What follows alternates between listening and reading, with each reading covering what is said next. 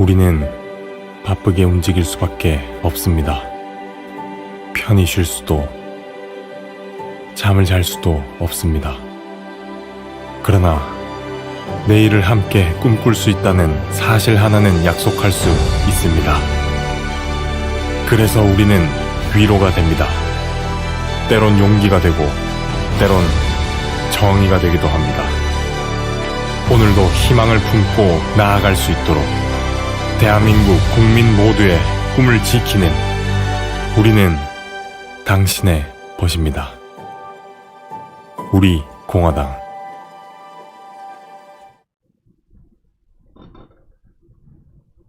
우리 공화당 당원동지 여러분, 그리고 애국 국민 여러분, 지난 한 주 동안 잘 지내셨습니까? 오늘 다시 이런 악법이 대한민국을 망치다 강의를 시작하도록 하겠습니다. 오늘 제가 선택한 법안은 더불어민주당 이규민 의원이 지난 10월 달에 발의한 국가보안법 개정안입니다. 사실은 우리 대한민국의 자유민주주의 체제 그리고 시장 질서를 지켜주는 어떤 규범적 기반이 되어 왔던 게 국가보안법입니다. 또 반면에 좌파들은 이 국가보안법을 폐지하거나 적어도 약화시킴으로써 자기들의 활동 무대를 넓혀서 결국 북한의 적과통일 이 전략에 부응하는 그런 활동을 끊임없이 전개해 왔습니다. 그래서 어떤 면에서 보면 이 국가보안법이라는 게 대한민국을 수호하려는 세력과 그리고 대한민국을 적화시키려는 세력, 이 두 세력이 첨예하게 대립하고 있는 그런 핵심적인 법이라고 할 수 있고, 또 어떻게 말하면 대한민국의 자유민주주의 그리고 시장경제를 지키는 마지막 법적 보루라고 할 수 있는 그런 중요한 법인데, 이 국가보안법을 개정하려는 움직임을 보이고 있습니다. 오늘은 그 내용을 말씀드리도록 하겠습니다. 더불어민주당 이규민 의원이 다른 14명의 의원의 찬성을 얻어가지고 총 15명이 10월 22일, 지난달 10월 22일 이 국가보안법 개정안을 발의했습니다. 근데 이 개정안은 겉으로 보기에는 굉장히 간단한 내용처럼 보입니다. 헌법 안에 국가보안법 제7조 그리고 제9조, 제7조를 삭제하고 그 제7조와 연관되어 있는 다른 범죄 규정을 삭제하는 거, 그 정도 내용밖에 없는 것처럼 보이는데, 그런데 내용적으로 들어가 보면 굉장히 중요한 내용을 가지고 있습니다. 그래서 그 내용을 간단히 말씀드리고 그 문제점이 뭔지 이걸 말씀드리도록 하겠습니다. 이 국가보안법 개정안은 10월 21일 발의가 돼 가지고 바로 다음날 10월 23일 법제사법위원회에 회부가 됐습니다. 그리고 이 법제사법위원회에서 입법 예고를 했는데, 입법 예고 기간이 10월 27일부터 11월 5일까지입니다. 그래서 약 열흘 동안 입법 예고가 이루어졌고, 그리고 이 입법 예고 기간 동안에 약 2292개의 의견이 제출됐습니다. 근데 일반 법률에 비해서는 굉장히 많은 의견이 제출됐다고 볼 수 있는 거죠. 2292개니까요. 그런데 이 제출된 의견의 대다수는 바로 반대 의견입니다. 절대 반대한다 또는 반대한다 하는 의견이 절대 다수였습니다. 그만큼 우리 일반 국민들께서도 국가보안법의 중요성을 알고 계시는 거죠. 하여튼 이 의견이 제출됐다는 게 중요한 의미가 있다고 할 수 있겠고, 그리고 그 뒤에 이건 법제사법위원회 회부가 돼가지고 현재 법제사법위원회 계류 중인 상태에 있습니다. 자, 그런데 이 국가보안법 개정안이 이제 어떤 내용을 담고 있는가? 사실은 이건 폐지하는 거기 때문에, 삭제하는 거기 때문에 아까 말씀드렸다시피 국가보안법 제7조와 그 다음에 그 제7조 범죄와 연관되어 있는 제9조를 제7조를 삭제하고 그에 따라서 제 구조를 개성한 것, 이게 중요한 내용입니다. 그래서 사실은 이걸 뭐 체계적으로 말씀드리려고 하면 국가보안법 전체의 의미를, 국가보안법이 어떤 법이고 거기에 어떤 범죄를 규정하고 있고 그 범죄에 대해서 어떤 형벌을 부과하고 있는지를 전체적으로 설명할 필요가 있지만 다 설명하기엔 시간이 너무 부족하기 때문에 몇 가지 중요한 사항만 설명드리겠습니다. 먼저 이 국가보안법이라는 목적을 생각을 하셔야 되는데, 국가보안법이라고 하는 것은 실제로 목적 자체가 굉장히 중요한 목적을 가지고 있습니다. 국가보안법 제1조 제1항에 바로 국가보안법의 목적을 이야기하고 있습니다. 뭐라고 하고 있냐면, 이 법은 국가의 안전을 위태롭게 하는 반국가 활동을 규제함으로써 국가의 안전과 국민의 생존 및 자유를 확보함을 목적으로 한다. 자, 여기서 국가의 안전을 위태롭게 하는 반국가 활동을 규제한다는 겁니다. 굉장히 중요한 거죠. 사실 우리가 헌법 37조 2항에서 말하는 국가 안전보장, 바로 이게 바로 이것을 위협하는, 국가 안전보장을 위협하는 행위, 그 행위, 즉 국가의 안전을 위태롭게 하는, 그리고 국가 안전보장을 위태롭게 하는 행위 같은 말인데, 그런 행위를 반국가 활동으로 규정을 하고 있습니다. 국가의 안전을 위태롭게 하는 반국가 활동을 규제하는 거죠. 규제함으로써 국가의 안전, 대한민국의 안전입니다. 그리고 대한민국 국민의 생존, 그리고 자유, 이것을 확보하는 것을 목적으로 한다, 이렇게 규정되어 있습니다. 그러니까 이 국가보안법의 목적을 본다면 이건 반드시 대한민국에 꼭 있어야 될 정말 필수적인 법이다, 이렇게 말할 수 있죠. 그 국가의 안전을 위태롭게 하는 반국가 활동을 규제하지 않으면 어떻게 되겠습니까? 우리 국가가 무너지게 되겠죠.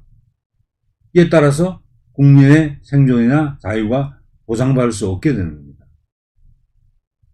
그러니까 반드시 국가보안법, 그 법의 목적 자체도 그렇고 그 내용도 그렇고 바로 대한민국의 존립, 안전, 여기에 필수적인 그런 법이다, 이렇게 말씀드릴 수가 있는 겁니다.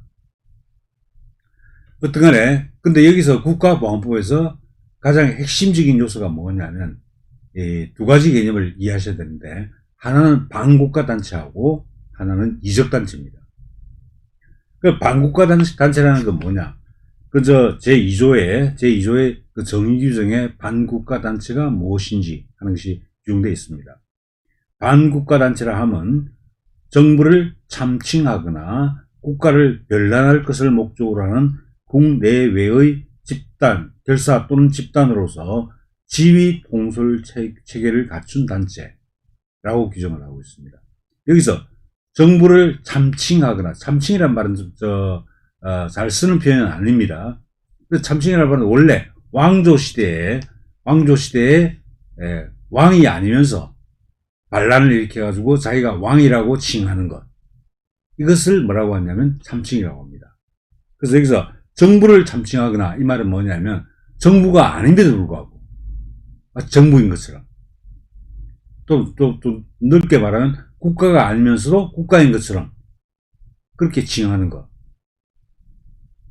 그것을 정부를 참칭하거나 하는 것이고, 그 다음 국가를 변란할 것, 국가를 혼란에 빠뜨리는, 극심한 혼란에 빠뜨리는 것, 이것이 국가를 변란할 것이라고 표현하는데, 국가를 혼란에 빠뜨리는 것, 다시 말하자면 법의 기능을 마비시킨다거나 또는 국가기관의 기능을 마비시키는 것, 이와 같은 것을 이제 국가를 변란할 것이라고 표현했습니다.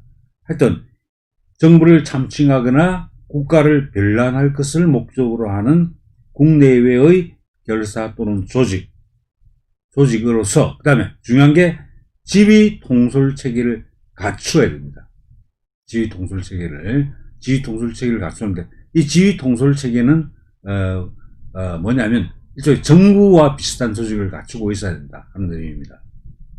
그래서 실제로 이 국가보안법의 그 주된 규제 대상이 바로 반국가 단체인데, 반국가 단체는 아까 드렸던 그런 특징을 갖는 단체입니다.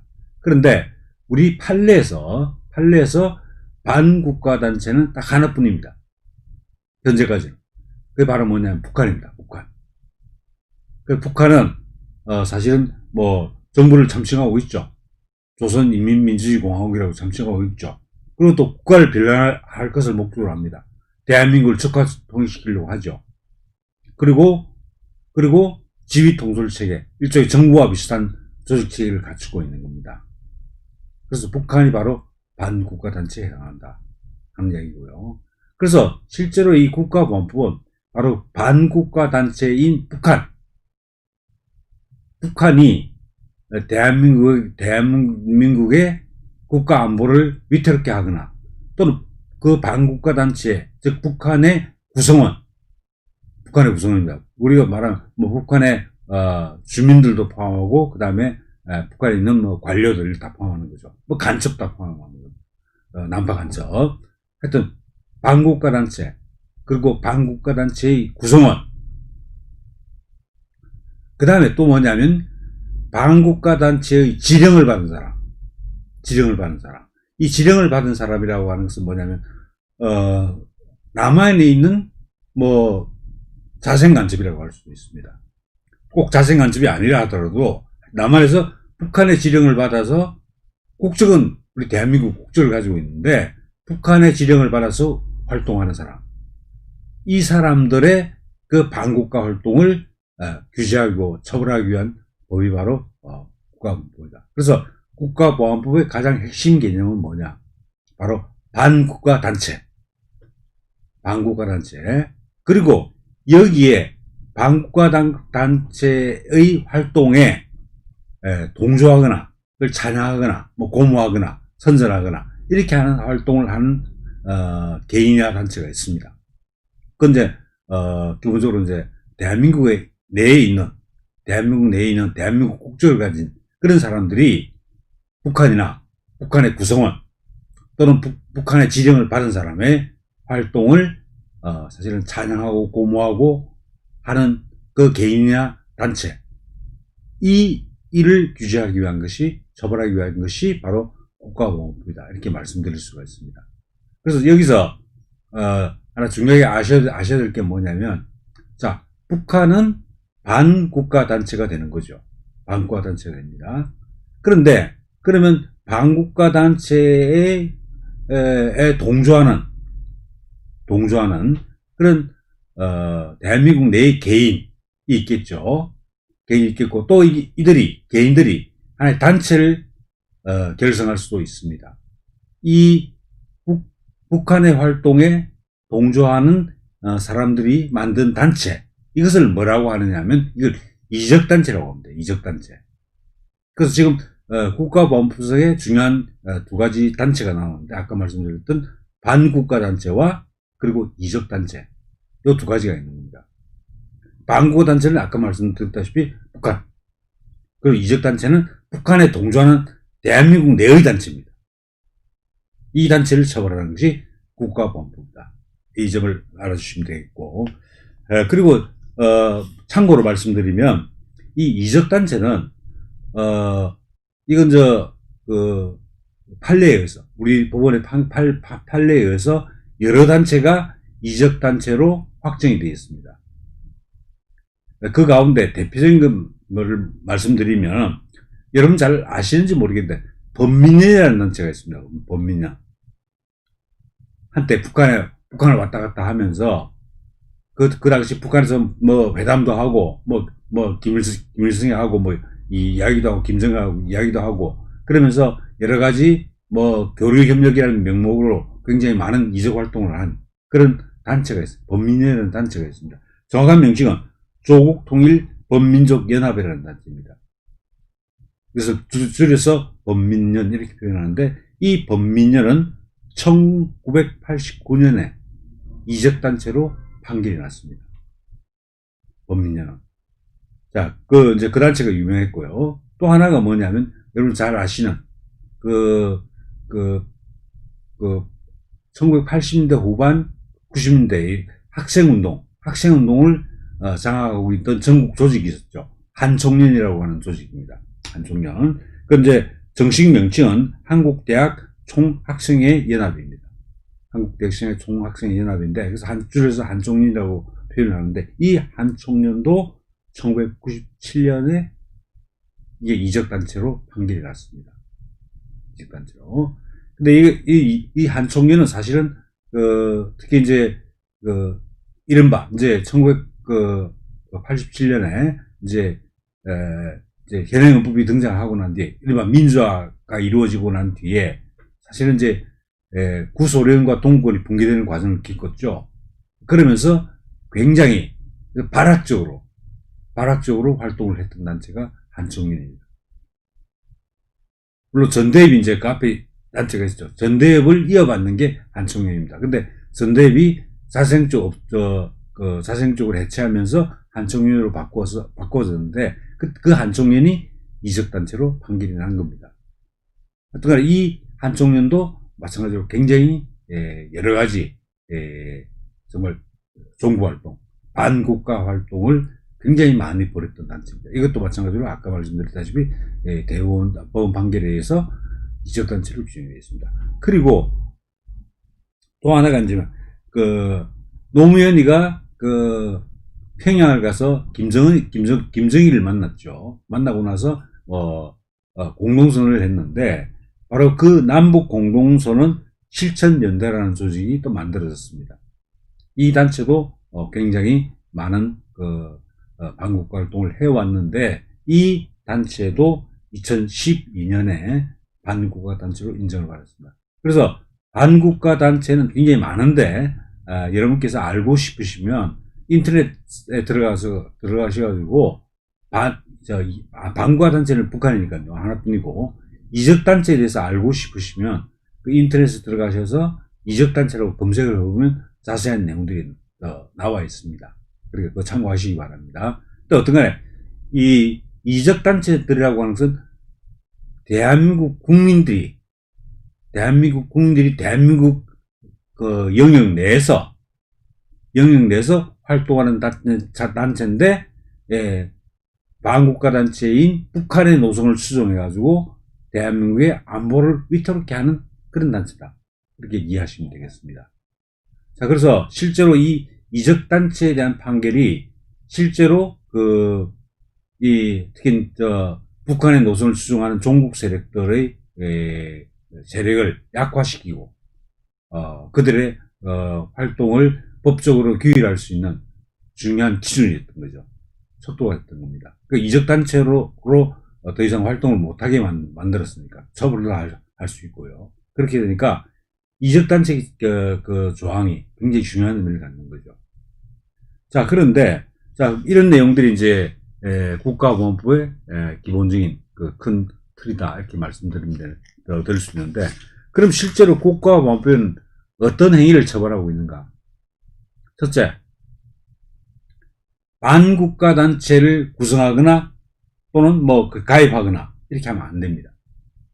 반국가 단체. 그러니까 지금은 북한이 반국가 단체죠. 근데 북한 말고 다른 반국가 단체가 생길 수 있는 거죠.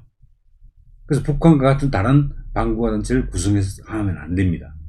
그리고 또 이미 구성되어 있는 반국가 단체에 가입하는 것도 안 됩니다. 가입하는 거. 그래서 예컨대 이런 경우 있죠. 월북한다는 사람들 있죠. 그죠? 월북한 사람들. 그 사람들이 만약에, 북한의, 주민이 되기 위해서, 즉, 구성원이 되기 위해서 월북한 거라면, 바로 반국가단체에 가입한 것입니다. 그래서 반국가단체를 구성하거나 가입하는 것. 이 죄를 처벌합니다. 또 두 번째는 뭐냐면, 이 반국가단체, 또는 반국가단체의 지령, 반국가단체의 지령을 받은 자가 여러 가지 목적, 다양한 목적이 있습니다. 하여튼, 대한민국의 안보를 위태롭게 하는 그런 행위를 했을 때, 그 행위를 처벌합니다. 그러니까, 반국가단체에 가입하거나, 또 구성하거나 가입하는 거 하나 하고, 그게 하나 있고요. 그 다음에 또 하나가 뭐냐면, 하여튼, 그 반국가단체의 목적에 따라서 목적 수행 행위를 했을 때, 반국가단체 목적은 뭡니까? 바로 적화 통일입니다. 그 적화 통일의 목적에 부합하는 행위를 했을 때 그 행위를 처벌합니다. 행위를 처벌한다는 거. 그리고 또 이제 뭐냐면 이제 이게 또 하나가 뭐가 있냐면 이 대한민국 국민이 뭐냐면 근데 반국가단체 북한 또는 북한의 구성원 또는 북한의 지령을 받은 사람 이 사람에게 여러 가지 지원을 해줄 수 있겠죠. 뭐 자금을 포함해서 여러 가지 지원을 해줄 수 있습니다. 그 지원하는 행위도 처벌합니다. 처벌합니다. 그래서 실제 뭐 금품 대표적으로 이제 금품을 제공하는 것이 주된 내용이 되겠지만은 금품 제공뿐만 아니고 기타의 지원도 포함되는 겁니다. 이와 같은 것이 이제 그 자진 지원 또는 금품 수수 이런 죄에 해당하는데 이런 하여튼 북한의 구성원 또는 북한의 지령을 받은 사람을 도와주는 행위, 금전을 포함해서 여러 가지 방법으로 도와주는 행위를 처벌을 합니다. 그 다음 또 하나가 이제 중요한 게 뭐냐면 잠입 탈출입니다. 이 잠입이라고 하는 것은 북한 사람이 대한민국 영역으로 침투해 온 겁니다. 몰래 잠입해 온 거죠. 들어온 거죠. 이게 잠입입니다. 그 대표적인 게 간첩 같은 경우죠. 간첩이 내려온, 난파 간첩이 내려온 경우, 이 경우고. 또는, 대한민국 영역 내에 있는 대한민국 국민이 북한 지역으로 넘어갔을 때. 그것을 탈출이라고 합니다. 탈출. 이게 얼마 전에 이제 우리 서해, 공무원. 그분이 사실은 귀순이다, 북한으로 귀순을 하려고 했다 하는 건데, 이제 그쪽에 그의 작용한 논리가 사실은 뭐냐면, 이제 탈출이라고 볼 수 있는 거죠. 탈출이라고 볼 수 있는 겁니다. 이 국가보안법상에 탈출에 해당한다고 볼 수 있는데, 서해 공무원이 그렇게 했다는 건 아닙니다. 서해 공무원이 월북할 의사가 있었거나 탈출할 의사가 있었던 뜻이 아니고, 만약에, 정말 월북할 의도가 있어가지고, 그쪽으로, 북한으로 넘어갔다면, 이 죄에 해당한다. 그 말씀을 드리는 겁니다. 제가, 그분이 실제로 그랬단 말이 아닙니다. 오해하지 마시기 바랍니다. 하여튼, 이와 같은 잠입 탈출. 이 죄가 이제 국가보안 제6조에 규정되어 있습니다. 자, 그 다음에 이제, 이번 개정안에서, 삭제하려고 하는 제7조가 찬양고문입니다. 찬양고문인데, 그 내용은 좀 자세하게 설명을 드리도록 하겠습니다. 근데, 중요한 게 이 7조를 다 삭제시켜버린다는 겁니다. 제7조가 1항부터 7항까지 있습니다. 제7조 제1항 그리고 내지 제7항까지 있는데 이 조항을 전부 삭제하는 겁니다. 자, 그리고 또 하나 이제 8조가 있는데 뭐냐면 이게 회합통신입니다. 만나거나 연락을 하거나 이렇게 하는 겁니다. 그래서 이와 같은 반국가단체의 구성원 또는 지령을 받은 사람하고 모임을 갖거나 또는 그 사람과 연락을 하는 경우, 통신을 하는 경우 이런 경우에 처벌하는 게 회합통신죄입니다. 그리고 제9조가 뭐냐면 사실은 이건 국회 법제사법위원회 검토보고서에서 이 내용을 언급하고 있지 않습니다. 그런데 이 구조가 굉장히 중요한 내용입니다. 이 편의 제공을 해주는 겁니다. 아까 말씀드렸다시피 뭐냐면, 아까 여러 가지, 3조부터 여러 가지 있죠, 그죠? 아까 말씀드렸던 반국가단체를 구성하거나 가입하거나, 그 다음에 목적 수행을 하거나, 그 다음에 금품, 지원 같은 걸 하거나, 또는 잠입 탈출하거나, 찬양고문, 이런 행위를 하는데, 그런 사람에게 뭐냐면, 일종의, 여러 가지 편의, 또는 물품 같은 것을 제공하는 겁니다. 대표적으로 편의 제공의, 대표적인 경우가 뭐냐면, 제9조 1항에는 뭐냐? 총포, 탄약, 화약, 기타 무기를 제공하는 것. 이것 처벌하게 되겠습니다. 이걸 처벌하게 되겠습니다. 근데 아까 말씀드렸다시피, 찬양 고무죄 7조를 없애면서 원래 7조와 관련된 총포나 이런 것들을 제공하는 것도 처벌했습니다. 근데 7조를 딱 빼버렸습니다. 그러니까 찬양 고무와 관련해서는 총포 등을 제공하는 것이 범죄가 안 되게 되어 있는 겁니다. 범죄가 안 되게 되어 있습니다. 그러니까 7조가 빠짐으로써 실제로 이 편의 제공은 원래 3조부터 8조까지 뭐냐면 그에 해당하는 범죄를 범하는 사람에게 총포 등을 제공하는 것을 처벌하는데 그 7조가 삭제돼 버리니까 없죠. 그러니까 실제로 찬양 고무와 같은 7조와 관련된 사람에게 총포 등을 제공하는 것은 이제 처벌할 수 없게 되는 거죠. 또 하나 중요한 것이 있는데 그 뭐냐면 여러 가지 재산상의 이익을 제공하는 것 마찬가지입니다. 이 아까 말씀드렸던 3조부터 8조까지 3조는 아까 처음 말씀드렸던 반국가단체 구성 가입, 그리고 4조는 뭐냐면 그 반국가단체의 목적을 수행하는 활동, 그다음에 5조가 금품 지원이든지 기타 자진해서 지원하는 거, 그리고 6조가 잠입탈출, 그리고 7조가 찬양고무, 그리고 8조가 회합통신입니다. 근데 이 편의 제공에서 아까 말씀드렸다시피 총포 등을 제공하는 것도 이제 7조와 관련해서는 이거 범죄가 안 되게 되는 거죠. 7조가 삭제됐기 때문에.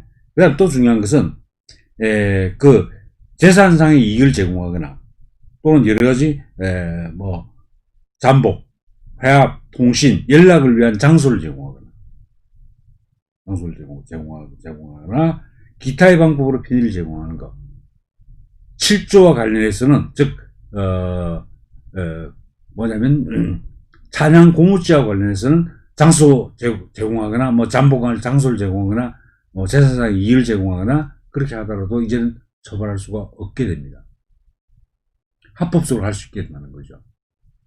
자, 그래서 실제로 그 내용은 이렇게 구성되어 있는데, 자, 그러면 여기서 뭐냐면 여러 가지 법리적인 이론들은 여러 가지 있지만은 기억하셔야 될 게 뭐냐, 7조에 어떤 내용들이 규정되어 있는가, 그리고 7조와 관련된 여러 가지 편의 제공이 전부 이제 다 범죄에서 다 빠졌기 때문에, 범죄가 안 되는 걸 만들었기 때문에 실제로 이제는 바로 이제 종북 좌파 세력들이 반국가 활동을 마음 놓고 할 수 있습니다. 합법적으로 할 수 있습니다. 그래서 제가 이 강의의 제목을 반국가 활동을 합법화하는 악법 이렇게 붙인 이유가 이제는 마음 놓고 할 수 있게 됩니다. 그러면 7조 내용을 잠깐 말씀드리겠습니다. 7조는 뭐냐면 이 굉장히 중요한 내용이 담겨 있는데, 먼저 7조 1항. 7조 1항은 흔히 말해서 찬양 고무죄라고 이야기를 하는 겁니다. 근데 내용을 잠깐 읽어드리면, 국가의 존립, 안전이나 자유민주적 기본 질서를 위태롭게 한다는 점을 알면서 반국가단체나 그 구성원 또는 그 지령을 받은 자의 활동을 찬양하는 거, 고무하는 거, 부추기는 겁니다. 선전, 늘 알리는 거죠. 여러 사람들이 알리는 거.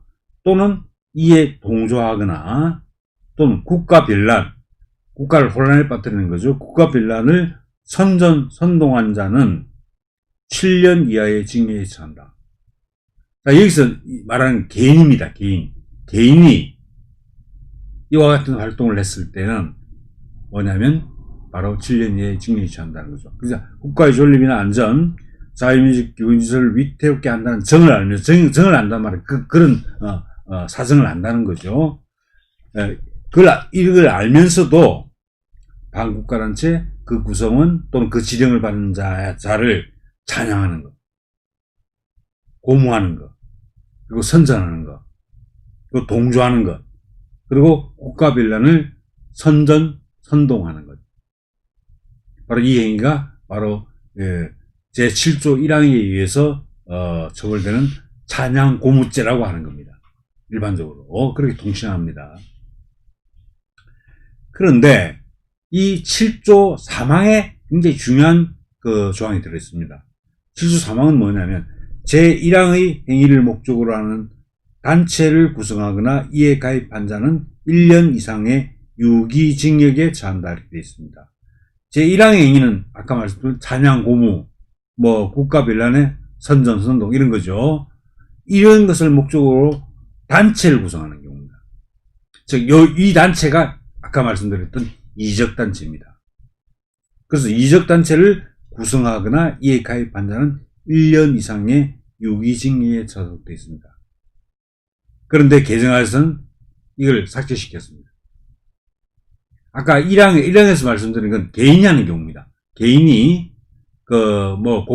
찬양 고무, 선전선도 이렇게 하는 행위를 처벌하는 거죠. 근데 이 사람들이 개인이 하는 것이 아니라 단체를 만들어서 할 때 그때는 사망에 따라서 이걸 가중처벌을 하게 되어 있습니다. 가중처벌, 그래서 1년 이상의 유기징역에 처하게 되어 있거든요. 그러니까 실제로 가중처벌을 하는 조항이고, 실제로 대한민국의 국가안보를 굉장히 위태롭게 했던 것은, 물론 개인도 중요하죠. 개인이 그런 활동을 하는 것도 중요하지만, 실제로 이 단체들이 국가안보를 위협하는 그런 활동을 굉장히 많이 했습니다. 굉장히. 아까 말씀드렸다시피 한총련, 범민련 이런 단체들 있죠. 그런 단체들이 북한의 활동에 동조해가지고 대한민국 사회를 혼란에 빠뜨리고, 뭐 대표적인 경우로 그렇죠. 주한미군 철수 이런 거 가장 핵심적인 그 요구를 제기하는 거고, 뭐 또 먼저 또 다르게 표현하면 평화협정 체결하자, 종전선언을 하자, 주한미군 철수해야 된다, 이런 것들을 다 주장하는 단체들입니다. 대한민국의 건강을 흔드는 거죠. 한미동맹을 흔들고. 바로 그런 단체를 지금까지는 처벌해 왔습니다. 가중 처벌해 왔습니다. 근데 이 규정을 삭제해버립니다. 그럼 이제 이 규정이 삭제되면 바로 이제 뭐가 되겠습니까? 바로 한총련 조직, 범민련 조직, 기타 수많은 지금까지 법원 판결에 의해서 이적단체로 인정받았던 수많은 단체들이 다 살아나. 합법적으로 활동할 수 있게 됩니다. 합법적으로. 그래서 우리 광화문 광장에 가서 그 미 대사관 쪽에 가서 이제 미군 철수, 미군 요새 표현 철거라고 하는데, 그죠? 이런 거 평택 가서 미군 철수, 이 단체들이 다 하는 겁니다. 또 북한 넘어가고, 북한 가서 또 여러 가지 북한의 노선에 따른 그런 행위를 하고, 이게 다 할 수 있게 됩니다. 정말 대한민국의 국가안보를 정말 위태롭게 했던 그런 이적단체들이 다 합법적인 단체로 다시 부활하게 됩니다. 날개를 달아주는 거죠. 지금은 법적으로 판결에 의해서 이적단체로 인정받았는데, 이제 이적단체 규정이 없어져 버렸습니다. 개정안에 따르면 이적단체 규정이 없으니까 이제 전부 합법적인 단체가 되는 겁니다. 그래서 어떻게 말하냐. 이제 이적단체가 아니고 헌법이 보장하는 결사의 자유, 결사의 자유에서 합법적인 지위를 보장받는 그런 단체로 버젓이 활동할 수 있게 됩니다. 그래서 이적단체가 반국가 활동을 합법적이고 공개적으로 할 수 있는 그런 기반이 마련된 거죠. 개정안 때문에. 이게 정말 무시무시한 겁니다. 그래서 7조 1항에 찬양 고무죄, 이건 개인적 차원의 그런 범죄를 처벌하는 건데, 사망에서 말하는 이적단체 조항을 폐지하는 것은 이제는 지금까지 있는 그런 종국단체들, 이적단체들을 전부 합법적으로 활동할 수 있게 만들어준다는 겁니다. 제가 이 문재인 정권, 특히 이제 21대 국회에 들어서면서 더불어민주당이 굉장히 많은 의석을 확보하고 있는 상황에서 여러 가지 이 더불어민주당에서 추진할 수 있는 입법 방향이 여러 가지 방향에서 진행될 거라고 예상을 했죠. 개헌도 가능할 것이고, 공수처법을 포함해서 여러 가지 있겠죠. 근데 국가보안법을 어떻게 손을 댈까? 저들이, 더불어민주당이 이걸 전면 폐지로 갈까? 아니면 국가보안법의 특정한 조항을 없애는 걸로 할까? 제가 굉장히 궁금해했던 부분인데, 이들은 전면 폐지를 하기에는 너무 부담이 컸다고 볼 수 있는지, 바로 이 7조를 사실 폐지하는 겁니다. 폐지하는 개정안을 낸 겁니다. 근데 이 7조가 아까 말씀드린 이적단체가 이제 전부 합법화 돼버립니다. 이 중요한 문제라는 거 말씀이고. 그리고 7조 상에 보면, 허위사실에 날조 유포가 있습니다. 허위사실을 날조 유포하는 그런 행위를 처벌하도록 되어 있습니다. 뭐냐면, 국가안보에 관한 중요한 사항들 있죠. 그죠? 그래서, 아까 말씀드린 이적단체의 구성원으로서 사회 질서의 혼란을 조성할 우려가 있는 사항에 관하여 허위사실을 날조하거나 유포한 자는 2년 이상의 유기징역에 처한다. 그래서 이적단체의 구성원으로서 사회 질서의 혼란을 조성할 우려가 있는 사항에 관하여 허위사실을 날조 유포한 것, 이건 2년 이상의 유기징역에 처하도록 굉장히 엄하게 처벌을 하고 있습니다. 근데 이것도 삭제되어버립니다. 이거 삭제했습니다. 그래서 실제로 이제 조항이 삭제되게 되면은 이제 허위사실 날조 유포하는 거죠. 전에 한번 말씀드린 것 같은데, 이 기존에 있는 법 규정이 폐지되면 반대로 해석을 합니다. 폐지되면요. 그러니까 지금 허위사실 날조 유포가 지금 현행법은 처벌하고 있죠. 근데 이 규정이 폐지되면 이제 처벌하지 않는다는 쪽으로 갑니다. 물론 다른 법에서 처벌받는 경우가 있을 수도 있지만은, 이도 처벌하지 않는 걸로 규정을 합니다. 이건 재형법주의 원칙 때문에 당연히 그런 겁니다. 근데 하여튼, 허위사실 날조 유포도 처벌할 수 없게 됩니다. 우리가 여러분들 잘 아시죠? 교수님 미선 사건. 그 사건에 좌파들이 얼마나 주한미군의 범죄를 몰아가지고 허위사실 유포한 거 아닙니까? 훈련 중에 일어난 교통사고인데, 사실은. 그것을 미군이, 살인한 것처럼, 이렇게 막 허위사실 유포한 거 아닙니까? 그런 일이 무수하게 벌어질 수 있는 거죠. 그래서 처벌 못 하는 겁니다. 그 다음에 또 하나가 중요한 게 5조입니다. 5항입니다. 5항. 7조 5항입니다. 5항인데 5항은 뭐냐면, 자, 앞에 설명한 그런 활동과 관련해서, 뭐냐면, 문서, 또는 도화, 문서, 그리고 도화, 기타의 표현물을, 이때 표현물이 전부 그때 이 문서, 도화, 기타의 표현물을 보통 이적 표현물이라고 말합니다. 이적 표현물. 이적 표현물을 제작, 수입, 복사, 소지, 운반, 반포, 판매 또는 취득한 자는 각각의 죄에 정한 형으로 처벌하게 있습니다. 다시 말하자면 이적 표현물을 제작하거나 배포하거나 소지하거나 취득하거나 이렇게 했을 때 그게 범죄가 돼서 처벌을 받는 거죠. 예컨대 북한의 유명한 북한의 어떤 공산주의 전략, 즉 주체사상, 이것을 체계화시켜놓은 책이 주체사상 종서 이런 책이 있습니다.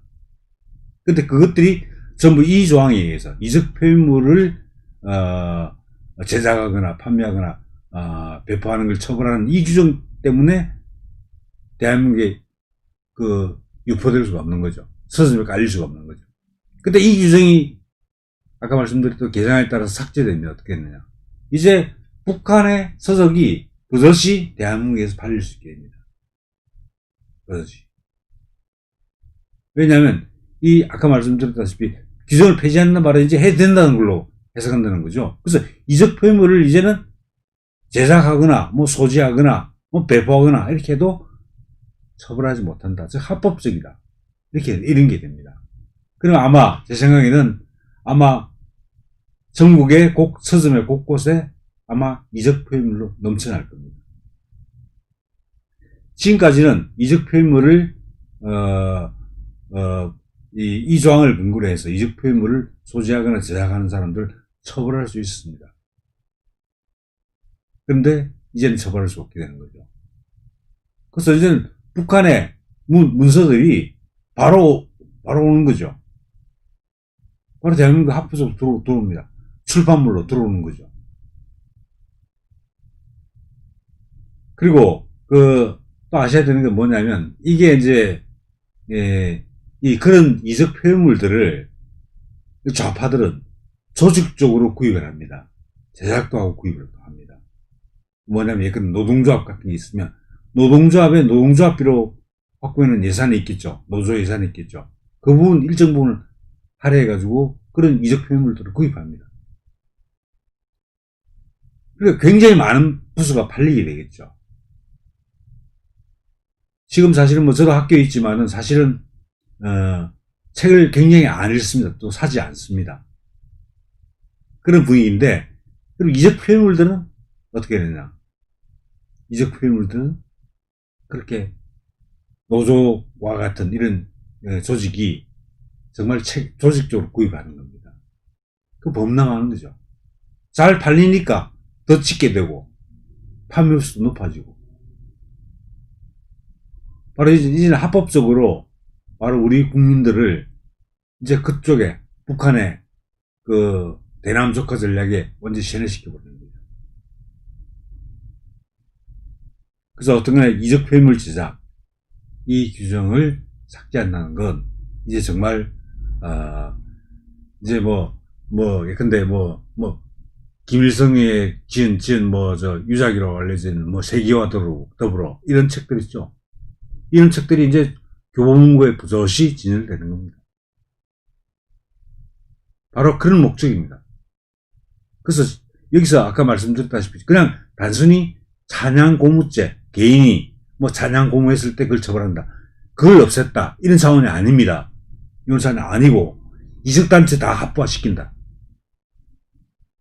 그리고 허위사실 유포하고 누설해도 처벌 못한다. 그렇죠? 그리고 또 이적 표현물 버젓이 유통시킬 수 있는 거죠. 수위까지 올리면서, 수위까지. 아마 이럴 겁니다, 아마. 여러분들 일정 업체에서 북한의 저작물을 가져와서 대한민국에서 판매하고 그 판매 대가를 북한의 저작권으로 인쇄로 붙여주는 단체도 있습니다. 그럼 어떻게 되겠습니까? 북한 서적이 대한민국에 많이 팔리겠죠. 그럼 북한으로 붙여줍니다. 합법적으로 붙여줍니다. 물론 지금은 대북 유엔 제재하고 미국의 제재 때문에 지금은 그렇게 할 수 없을 것이라고 판단되지만은 어쨌든 그들은 이걸 대한민국 국민들에게 북한 서적을 아주 범람하게 만들어서 하여튼 그걸로 세뇌시키고 또 그걸로 인해서 저작권 책을 팔아서 얻는 수입을 북한에 보내는 겁니다. 이런 걸 하려고 하는 겁니다. 이런 걸. 자, 그래서 기본적으로 개인적으로 찬양 공유 행위를 하는 것을 처벌한다, 그걸 없앤다, 그런 차원이 아닙니다. 이적 단체를 합법화시킨다. 허위사실 유포 마음대로 한다. 또 이와 같은 이적 표현물을 합법적으로 유통시킨다 하는 내용 담겨 있습니다. 그리고 아까 말씀드렸다시피 이 찬양 고무와 관련해서 총포 등을 제공하는 것, 또 여러 가지 금전이라든지 장소 같은 것을 제공하는 것, 아까 편의 제공이라고 말씀드렸죠. 편의 제공을 하는 것을 전부 합법화시켰습니다. 폐지시켜버렸습니다. 그래서 마음대로 이제 북한의 반국가 단체인 북한의 지령에 따라서 또는 굳이 지령이 안 따른다 하더라도 하여튼 그게 동조해가지고 이제는 반국가 활동을 마음껏 자유롭게 할 수 있게 됩니다. 마음껏 자유롭게. 그런데 여기서 정말 제가 좀 전문적인 내용이라서 말씀을 드리진 않았지만은 이 입법 목적, 입법 취지를 보면은 뭐라고 설명을 하고 있냐면 이렇게 이야기하고 있습니다. 입법 취지를. 자, 위헌적인 찬양 고무죄의 시대적 필요가 다했을 뿐만 아니라, 이건 이제 법률 안에 나와 있는 내용입니다. 위헌적인 찬양 고무죄의 시대적 필요가 다했을 뿐만 아니라 사법적 해결 또한 어려워 입법으로 찬양 고무죄를 폐지함으로써 헌법으로 보장된 국민의 표현과 신체의 자유를 회복하기 위한 것이다. 라고 해서 이게 이 개정안을 낸 취지가 표현의 자유와 신체의 자유. 표현의 자유 아시겠죠? 뭐 찬양 공모하는 거, 이적 표현을 배포하는 거 있죠, 그죠? 그 표현이라고 보는 거죠. 그 다음에 근데 국가보안법 규정이 남아있으면 어떻게 됩니까? 그로 인해서 근데 징역형을 받을 수 있죠. 그게 신체의 자유를 침해한다고 봅니다. 그래서 표현의 자유와 신체의 자유를 이 국가보안법에서 침해되는데 이 규정을 폐지함으로써 이제 표현의 자유와 신체의 자유를 회복한다 이렇게 말을 하고 있습니다. 근데 이 논리가 굉장히 엉터리 논리입니다. 첫째, 위헌적이다. 이거 잘 아셔야 됩니다. 좌파들은 자기들이 하는 것은 기본적으로 전부 합헌이라고 봅니다. 공수처를 만들어도 합헌, 뭐 역사 왜곡법 만들어도 합헌, 역사 왜곡 금지법 만들어도 합헌, 차별 금지법 만들어도 합헌, 다 그렇게 봅니다. 근데 자기들이 거부하는 거, 특히 국가보안법 이런 거 전부 위헌이라고 봅니다. 그래서 이걸 찬양 고무죄가 위헌이라고 보는 겁니다. 근데 아셔야 됩니다, 여러분들. 표현의 자유는 헌법에서는 뭐 여러 가지 이론 구성하는 방법은 여러 가지가 있지만은 표현의 자유는 두 가지 범주로 나눈다고 보면 됩니다. 하나는 표현의 범주에 들어가는 게 있고 표현의 범주에 들어가지 않는 게 있습니다. 즉 헌법이 보장하는 표현의 자유하고 헌법이 보장하지 않은 표현, 이 두 가지가 있다고 보면 됩니다. 그런데 여기서 국가보안법에서 말하는 찬양, 고문은 바로 헌법이 보장하지 않는 표현입니다. 따라서 헌법이 보장하지 않는 표현이기 때문에 표현의 자유를 이유로 해서 찬양, 고무죄를 없애야 된다. 이건 논리적인 모순입니다. 찬양, 고무 자체가 헌법이 보장하지 않는 표현이기 때문에 표현의 자유 때문에 이 찬양 고무를 허용해야 된다. 이 말이 안 되는 얘기, 논리입니다. 논리적 모순입니다. 그런 얘기를 하고 있고요. 그리고 재밌는 건 하나는 또 국가보안법 상에 찬양 고무죄로 기소가 되는 건수가 재밌는 건수가 있는데 국가보안법 위반 사고입니다. 찬양 고무죄를 포함해서. 근데 저 재밌는 거는 국가보안법 위반으로 기소된 사람의 수가 제일 많았던 해가 2002년입니다. 2001년부터입니다. 2001년부터 지금까지 보면 2002년에 263건으로 제일 많았습니다. 그러다가 2005년부터 급격히 줄기 시작합니다. 이때 노무현 시대죠. 그러다가 다시 이명박 정부 들어오고 박근혜 대통령 정부 들어오면서 좀 다시 국가보안법 위반으로 기소하는 건수가 늘어납니다. 그러다가 2017년 문재인 좌파 독재 정권이 등장한 시점이죠. 그때는 완전히 줄어듭니다. 근데 예를 들면 2016년에는 국가보안법 위반 사건 기소된 것만 이야기합니다. 2016년에는 27건이었고 2015년에는 50건이었습니다. 그래서 2015년은 50건, 2016년은 27건이었습니다. 그런데 2017년에는 14건입니다. 반 정도밖에 안 됐죠. 더 놀라운 것은 2018년에는 9건입니다. 9건. 이제 국가보안법 위반사면 처벌 안 한다는 거죠. 그래서 2017년 이후는 즉 문재인 정권이 들어서고 나서는 국가보안법 수사 안 한다는 얘기예요. 안 잡는다는 겁니다. 그런데 지금도 이 국가보안법이 살아있는 지금도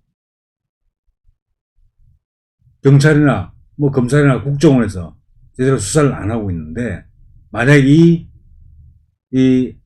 개정안이 통과되고 싶죠. 그러면 다 확보가 되죠.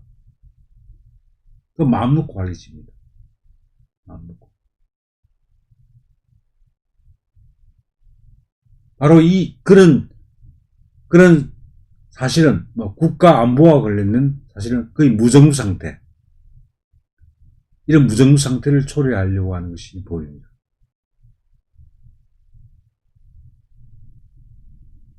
그 이제 이 법안을 이 개정안을 대표 발의했던 이규민 의원이 여러 연결고리가 있다 이야기도 있는데 그 말씀은 안 드리겠습니다. 하여튼 근데 어떡하네, 지금 문재인 좌파 독재 정권 들어와서는 국가보안법에 대한 기소가 거의 이루어지고 있지 않다. 그렇다고 문재인 정권 들어와서 갑자기 그 반국가 세력들이 얌전해져 가지고 합법적인 활동을 했겠습니까? 그렇지 않죠. 더 사실은 활기치고 활동을 했을 텐데 다만 적발하지 않을 뿐입니다. 수사를 하지 않고 기소를 하지 않기 때문에 그렇습니다. 근데 이제는 이것마저도 없애가지고 사냥고무죄를 포함해서 이적단체 구성 그리고 이적 표현물 이런 것 전부 합법화시켜서 사실은 좌파들의 놀이판을 만들어주고, 합법적인 놀이판을 만들어주고, 이제 대한민국을 완전히 무너뜨리려는 그런 그 전략에서 나온 개정안이 바로 이 국가보안법 개정안이다 하는 말씀을 드립니다. 그래서 사실은 다음 말씀드리면 이 학자들 사이에는 여러분들 제가 전에 말씀드렸는지 모르겠는데 그 학계에도 좌파가 굉장히 많습니다. 법학계도 그렇습니다. 법학계도 많은데 사실 이 국가보안법 폐지에 대한 주장을 앞서서 한 사람들이 물론 민변 그리고 또 좌파 법학 교수들이 소속된 단체가 있습니다. 민주주의 법학연구회라는 단체가 있어요. 그 단체에서 계속 국가보안법을 폐지해야 된다는 입장을 계속 내놓고 있습니다. 그래서 실제로 어떻게 말하면 이 국가보안법 폐지 움직임은 법학계 내부에서 먼저 일어났다고 볼 수 있습니다. 주도했다고. 그게 주도한 사람 중에 한 사람이 지금은 이제 이 세상 사람이 아니지만 박원순입니다. 박원순이는 국가보안법에 관한 책을 썼습니다. 근데 책 내용이 뭐겠습니까? 국가보안법은 사상의 자유, 양심의 자유, 표현의 자유, 학문의 자유를 침해하는 악법이다. 폐지해야 된다. 그 논리입니다. 그 연장선상에서 이런 입법들이 나오게 되는 겁니다. 물론 이적단체로 규정된 단체들의 압력도 있겠죠. 우리도 이제 이른바 촛불 쿠데타로 정권이 등장했으니까 우리도 이제 합법적으로 활동 좀 해보자. 국가로부터 보조금도 받고 그렇게 주장하겠죠. 그러면 아마 통일부 같은 데서 막 지원해 줄 겁니다. 반국가 이적단체. 그러니까 아예 합법화 될 뿐만 아니라 국가의 지원을 받으면서까지 활동을 할 겁니다. 그 길을 열어놓으려고 하는 거죠. 지금 현 상태에서는 이적단체로 딱 판결이 내려졌기 때문에 국가가 지원할 수가 없겠죠. 이적단체 지원했다는 것과는 문제가 될 수 있으니까. 근데 이제 나중에 합법화 돼버리면 어떻습니까? 이제 막 지원해줍니다.